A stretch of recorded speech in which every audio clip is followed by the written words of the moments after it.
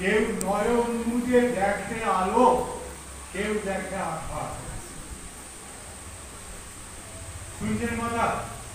কেউ নয়ন মুদে দেখে আলো, কেউ দেখে আধার।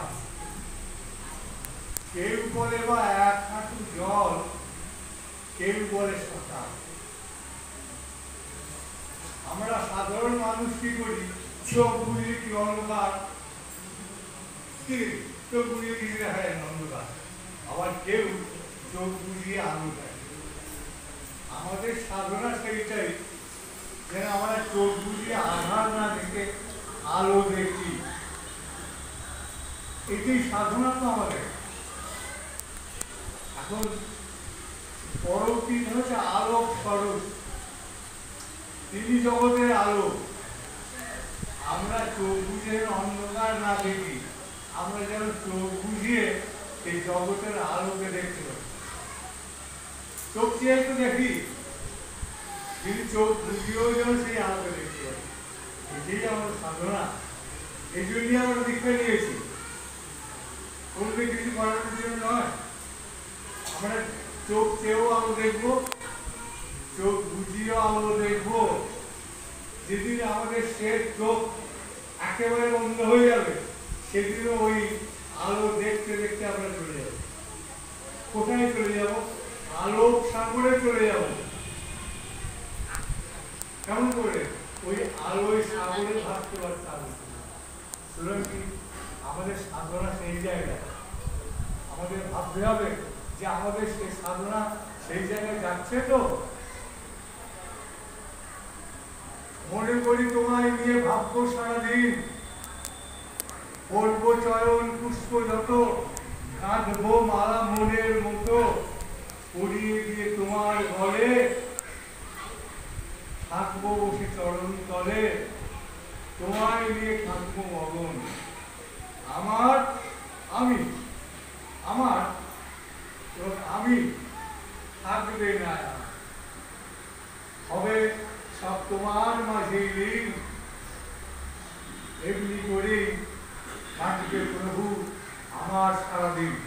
এটাই আমাদের প্রার্থনা হোক। আমি আর আমার, দুনিয়ার সব থেকে খতরনাক জিনিস, সব থেকে ডেঞ্জারাস জিনিস যেটা আছে, আমি আর আমার। আমি আর আমাকে সবটাই তার চরণ তলে নিবেদন করে, তার চরণে বিসর্জন দাও। সব তোমার হয়ে যায়, তোমার হয়ে যাক। বিশ্বটা তোমারই, কিন্তু ভ্রমবশত তাকে আমি বা আমার বলি। আমার বাড়ি, আমার ছেলে, আমার অমুক, আমার তমুক, আমি করেছি। যা করিনি তাও বলি আমি করেছি। এইগুলো হচ্ছে সব থেকে ডেঞ্জারাস জিনিস, সব থেকে ক্ষতিকর। যার জীবনে আমি যত বেশি, যার জীবনে আমার যত বেশি, তার জীবনে বিপাক দুর্বিপাক ঝড় ঝঞ্ঝা কত বেশি। কারণ আমি যখন বলি তখন তুমি তো হাত করি, আমি যখন বলবো তখন তুমি তো হাত করি। আর যদি তুমি বলি, তুমি তো দুহাত বাড়িয়ে আসো। আমাদের জীবনে এত বিপদ কেন? কেন আমরা বিপদে ভেঙে পড়ছি? কেন পরমপিতা থাকতে, ঈশ্বর থাকতে কেন আমরা তো কষ্ট পাচ্ছি? কারণ আমরা সবটাকে আমি করে দেবো। আমি যখনই তুমি বলবে, তখন কিন্তু ওই পরম আমি হাত বুঝিয়ে দেবে। সুতরাং আমিকে ক্ষমাতে হবে, ছোট করতে হবে। আমি অনেক জিনিস দেখেছি যেটা আমি না বললেও চলতো, আমার না বললেও চলতো। যেমন মনে করো আপনার ছেলেকে আমি চিনি, আমি বলতে পারতেন যে অমুক, ওই যে আমার ছেলে, এই আমার কথাটা বলে যখনই বললেন তখন পরমপিতা মুচকে হাসলেন যে কিরকম দেখুন, দেখো এই জগতের সমস্ত কিছু আমার, ও হচ্ছে আমার। এই যে বেকুবি ত্যাগ করার জন্য তো দীক্ষা নেওয়া, তার কাছে আসা। কেন আসা? এই বেকুবিকে ত্যাগ করার জন্য। এই যে আমরা বেকুব হয়ে করতে হবে। সুতরাং কি আমাদের প্রথম কর্তব্য আমিকে কমাতে হবে, ছাড়তে পারবো না আমরা। আমি একটা অহংকার তো, আমি কে? যারা সংস্কৃত জানে, যারা স্কুল বাচ্চায় পড়েছে, সংস্কৃতে আমি কি বলো অহম, অহম, আর সংস্কৃতে মহসন্ত অনেশ্বর একই মানে, মহসন্ত আর অনেশ্বর একই মানে, মানে আমি বলে অহম। আপনি যতবার আমি বলছেন ততবার আপনি অহংকে কি করছে, লালন করছে। আমরা সবাই জানি যে অহংকার করলে পতন হয়, তা আমরা কেন পতন হব না? আমরা কেন ভূপতিত? কারণ আমি প্রত্যেক কথায়, প্রত্যেক পরে, প্রত্যেক চিন্তায় অহংকে পালন করছি, অহংকে পোষণ করছি, অহংকে তুলে দিচ্ছি। শুনেন কি বিশাল কিছু হবে না। আমরা পণ্ডিত হতে আসেনি, আমরা সাধুগুরু হতে আসেনি, আমরা সংসারে ছেলে তুলে সবাইকে নিয়ে শান্তিতে সুখে থাকতে চেয়েছি। থাকতে চাইলে অহংকে একটু কমিয়ে ফেলুন, আর কি করুন, ভাবমুখী থাকতে চেষ্টা করুন। এক্ষুনি পড়া হচ্ছিল সত্যানুসরণে, ঠাকুর বলছেন ভাবমুখী থাকতে চেষ্টা করো। ভাবমুখী থাকলে আর পতিত হবে না। কিন্তু আমরা ভাবমুখী থাকতে পারছি না। আমরা এখানে বসে আছি কিন্তু আমাদের ভাব অন্য জায়গায়। আমরা বসে আছি এখানে কিন্তু আমরা এখানে নেই। তো রবীন্দ্রনাথ ঠাকুর লিখেছিলেন একজন প্রেমিক বহুদিন পরে এসে প্রেমিকার সাথে দেখা করতে, অনেকদিন কাজের দূরদর্শে ছিল, এসে প্রেমিকের সামনে দাঁড়িয়ে, প্রেমিকার সামনে দাঁড়িয়েছে। প্রেমিকার তো প্রেমিকার দিকে এক দৃষ্টে তাকিয়েছে, প্রেমিকা প্রেমিকের দিকে এক দৃষ্টে তাকিয়ে। তখন প্রেমিক জিজ্ঞেস করছে, তুমি এক দৃষ্টে তাকিয়ে আছো কেন? এর আগে আমাকে দেখো নি? তুমি অমন করে অবাক চোখে তাকিয়ে আছো কেন? তখন বলছে যে মুখ পানে চেয়ে থাকি, ভয় ভয় মনে ফিরেছ ফিরো নাই, তুমি ফিরেছ তো?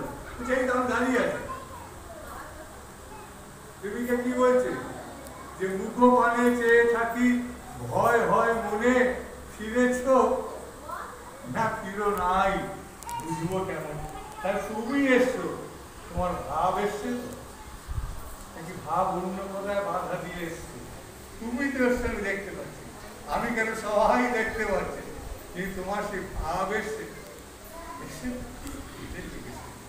এক গ্রামে একজন ধার্মিক মানুষ ছিল। সে ধর্মকর্ম নিয়ে থাকতো, কিন্তু বিধান এমন বিধান, বউটা হয়েছে পুরো বিপরীত। তাকে একটুও ভগবানের নাম মানবে করছে ভেবে, যখনই ঠাকুরের সামনে বলল, ও শুনছো, একটু তাকে স্থির হয়ে বসতে যাবে, খুব কষ্ট।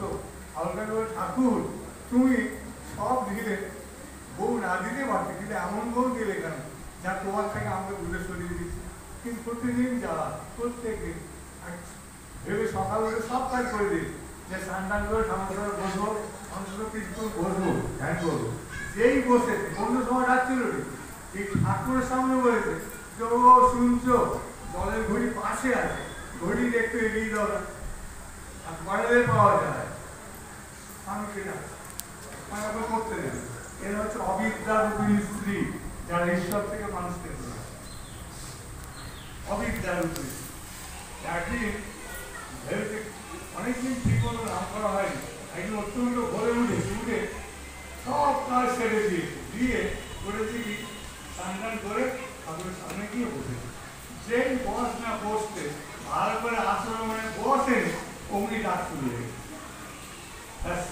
খুব রেগে গেছে, সংখ্যা রইল সংখ্যা বলে কি করছে, রাগ করে বেরিয়ে চলে গেছে। যাই কোথায় ঠাকুর বলায় গিয়ে কিন্তু গিয়ে